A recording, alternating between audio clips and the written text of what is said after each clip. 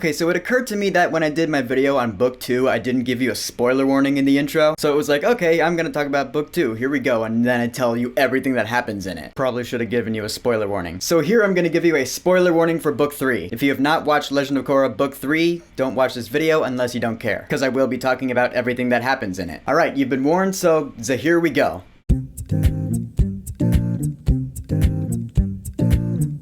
The Legend of Korra, Book 3, Change. I could easily make a puberty joke with that title, but I'm not going to. So Book 3 of Legend of Korra picks up 2 weeks after the end of Book 2, Spirits, which ended with Korra integrating the world of the spirits and the physical world, so now spirits are living in the physical world. And the integration is not going as well as Korra may have hoped, because Republic City is being overrun by these vines, which the spirits use as their homes. It's like the spirits are not being really nice to the humans, because they're like, sweet, we can now live in the physical world, so we're just gonna rest wherever we want. And the president of Republic City's like, that's not gonna fly. Korra, this is all your fault, so you're banned from the city. Which is fine with me, because I don't really like Republic City, so the less time we spend there, the better. But we got a new situation on our hands. Due to the events of the harmonic convergence, these new airbenders are just popping up all over the world. They used to be non-benders, but now they wake up one day and suddenly realize that they can airbend. Which again, with the not explaining things, why are certain non-benders becoming airbenders all of a sudden? Why airbending? Why not any other element? Like, why aren't other people getting firebending abilities? And why these certain people and not other non-benders? That's never explained. But on the other side of that coin, I do think it is pretty cool that there are now more airbenders around. Good for Tenzin, you know? He's like, alright, sweet, we can rebuild this airbending culture that has been gone for like the past 200 years almost. So now that Korra has been banned from Republic City, she and her crew, which consists of her, Mako, Bolin, Tenzin, Asami, they're now gonna search the world for these new airbenders. And they're gonna try to bring them into this new air nomad culture, which consists of, you know, becoming a monk and shaving your head. And I was like, well,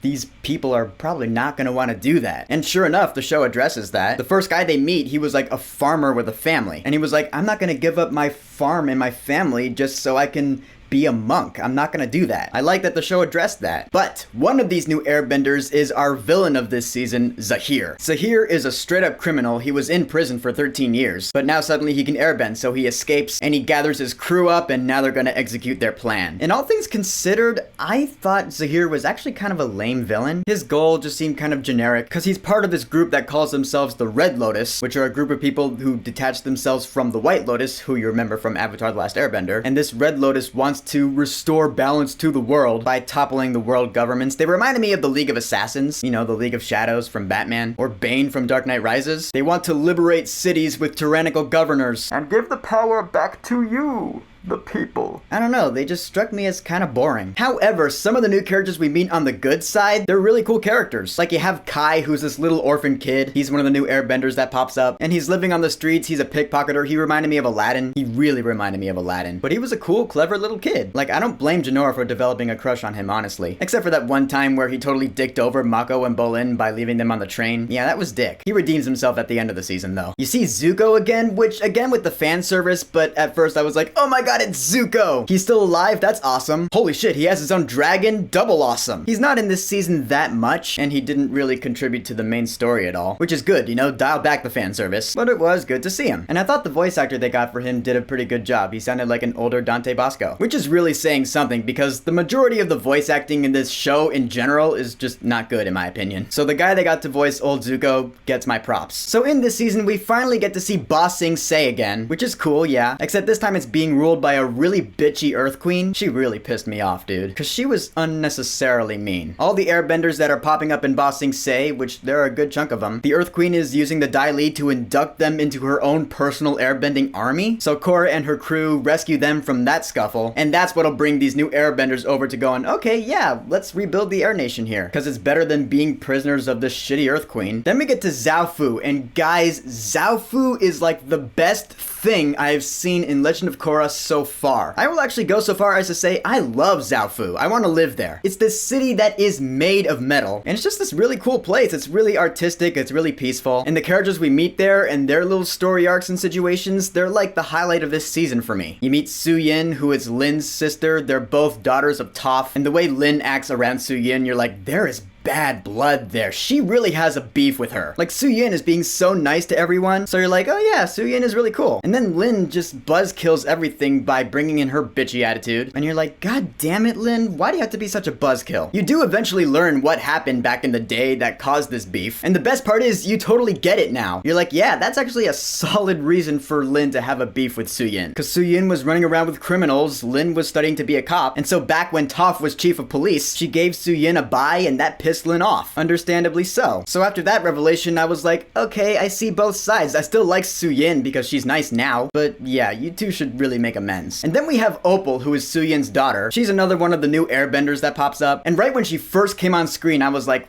wow. Because she's one of those sweet, cute, innocent types. She blushes a lot, especially around Bolin. Pretty sure those two are gonna have a relationship next season. If you've been subscribed to me for a while, then you know I've always loved those cutesy, innocent characters, because they're all cutesy and innocent. And I want things to work out for her and Bolin, I do, because it's cute. And speaking of relationships, here's something I noticed. At a point in this season when they're investigating Ai Wei, who's Suyin's advisor, but it turns out he's a traitor and he's working with Zaheer. So the crew is following him and they're looking for answers. But I noticed that Korra and Asami spend a lot of time together this season. And I think it's great that they're getting along, you know, they're becoming really good friends. But at the same time, I can't help but think it's just awkward because they both dated Mako. They do actually discuss that early on, and they're like, oh yeah, this could be awkward, but we're gonna brush past that because you're a cool person, and I like you, so we're gonna get along and be good friends now. I like that. I'm glad that Korra has a good friend now. So as the season was going along, I felt like it was kind of slow. I was getting bored quite a few times. I felt like it was trucking along. I wasn't as invested with the story and the characters, probably because of the villain, who I felt was lame. That is until the end of the season, though. Really, it was at the point where he killed the Earth Queen by sucking all the air out of her. When that happened, I was like, oh, holy shit, that's grim. Like, he straight up killed her. I give this Nickelodeon show props for showing that. I mean, they never actually say the word kill. Like, after he kills her, he makes that public announcement. Attention, citizens of Ba Sing Se, your Earth Queen has been taken down. Taken down? Dude, come on. You can't just say, I just killed your Earth Queen? That would have been a lot more threatening. Again, with the voice acting and the writing not being the best. But Zaheer did keep true to his word. He did topple a government, and then he and his crew go to the Northern Air Temple where all the new airbenders are training, and the Red Lotus takes all these new airbenders captive, including Tenzin, who they beat the shit out of him, man. Tenzin's all like, as long as I'm still breathing, the fight's not over. And so the bad guys are like,